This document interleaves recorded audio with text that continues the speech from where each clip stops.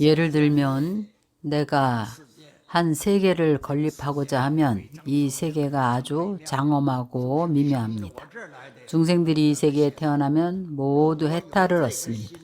만약 이러한 마음이 있을 때에 대보리심을 낸 사람이 아니고 보살이 아닙니다. 왜냐하면 그의 마음에 능소가 있기 때문입니다. 건립한다는 마음을 바라고 건립되는 국토가 있습니다. 그래서 이런 사람은 보살이 아닙니다. 마음에 능소가 있으면 집착이 있습니다. 통속적으로 간단히 말하자면 바로 집착하는 마음입니다. 집착이 없으면 능소의 마음이 일어나지 않습니다. 주체도 없고 대상도 없습니다.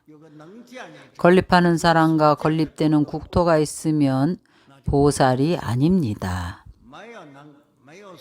주체도 없고 대상도 없어야 비로소 진실로 보살인 것입니다. 승묘정경이라는 경전이 있습니다. 이 승무정경에서 우리에게 이렇게 가르치고 있습니다. 만약 어떤 사람이 순은으로만 사원을 짓는다면 순전히 은으로만 사찰을 하나 짓는 것입니다. 기초부터 지붕까지 모든 정각을 다 은으로 짓는 것입니다. 이 사원이 얼마나 크고 얼마나 많은가 하면 삼천대천 세계를 가득 채웁니다. 이 공덕이 얼마나 크겠습니까? 삼천대천 세계를 가득 채운 이 사원은 모두 순은으로 지은 것입니다. 이 공덕이 크지 않습니다. 한 생각에 선정의 마음만 못합니다. 한 생각입니다.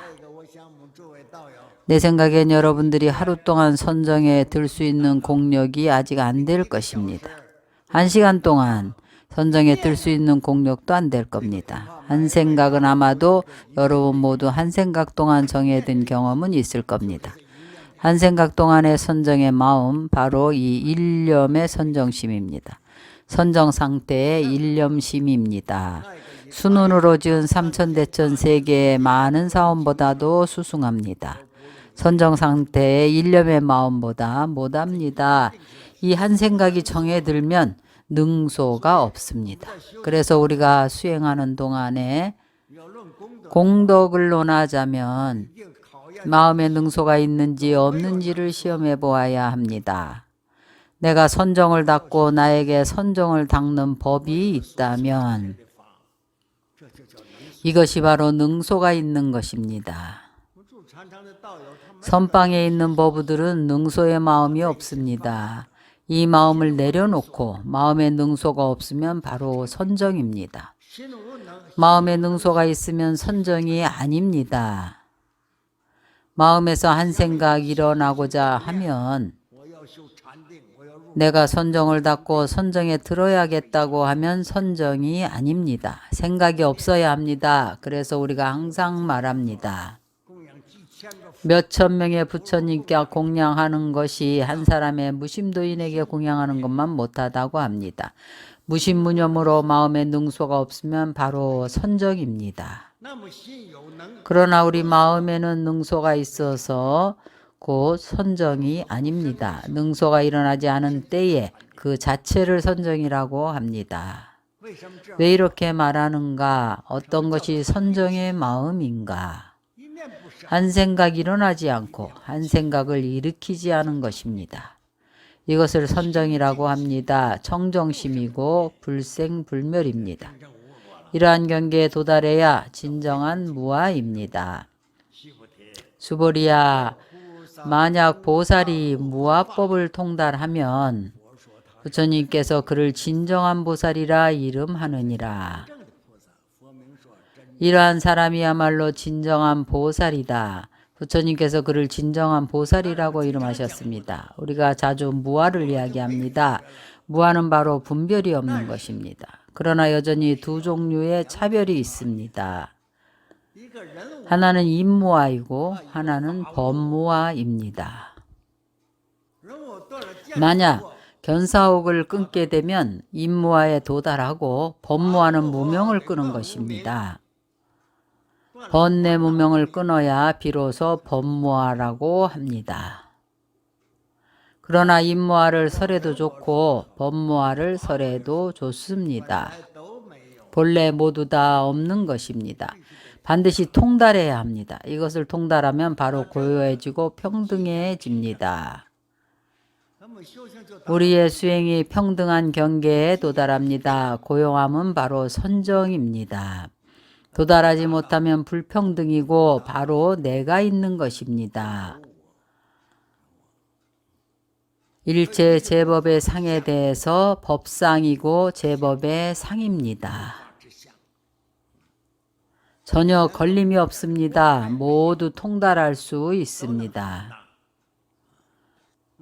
이러한 마음이 확실히 무아에 도달한 것입니다. 무아라야 통달할 수가 있는 것입니다. 일체법은 무아입니다. 바로 내가 없습니다.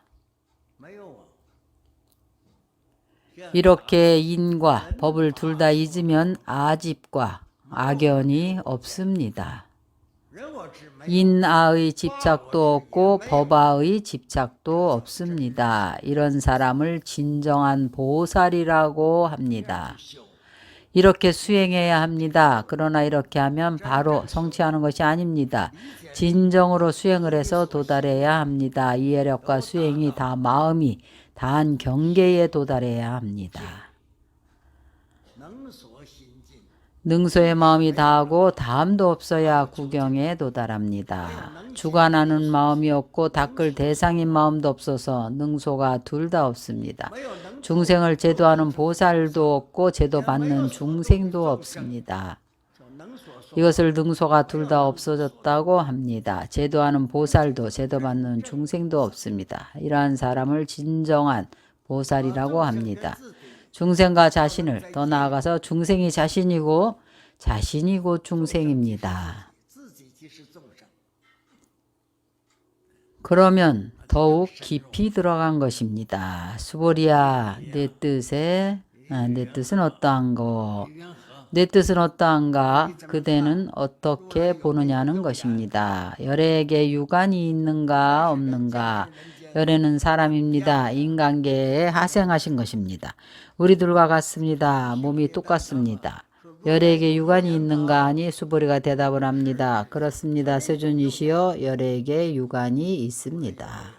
수보리야, 내 뜻은 어떠한가? 열애에게 천안이 있는가? 열애가 천안이 있는가 없는가 하니 그렇습니다. 세존이시여, 열애에게 천안이 있습니다. 수보리야, 내 뜻은 어떠한가? 열애에게 해안이 있는가? 그렇습니다. 세존이시여, 열애에게 해안이 있습니다. 수보리야, 내 뜻에 어떠한가? 열애에게 법안이 있는가? 그렇습니다. 세존이시여, 열애에게 법안이 있습니다. 수보리야, 내 뜻은 어떠한가? 열애에게 불안이 있는가 없는가? 그렇습니다. 세존이시여, 열애에게 불안이 있습니다. 이것을 오안이 원만이 밝다고 하는 것입니다. 부처님은 오안이 있습니다. 그럼 우리 모두에게도 오안이 있을까요? 마찬가지입니다. 우리 모두에게도 오안이 있습니다. 그런데 왜 우리는 극락세계를 못 볼까요? 미에 있기 때문에 우리에게는 불안이 없습니다. 미에 있기 때문에 우리에게 천안도 없습니다. 오직 유감만이 있을 뿐입니다. 기타 네 가지 눈은 스스로 보지 못하는 겁니다. 왜냐하면 미에 있기 때문입니다. 본래는 우리도 부처님과 똑같습니다. 만약 우리가 미한 마음을 없애고 마음이 미하지 않으면 오안이 원만히 밝아집니다.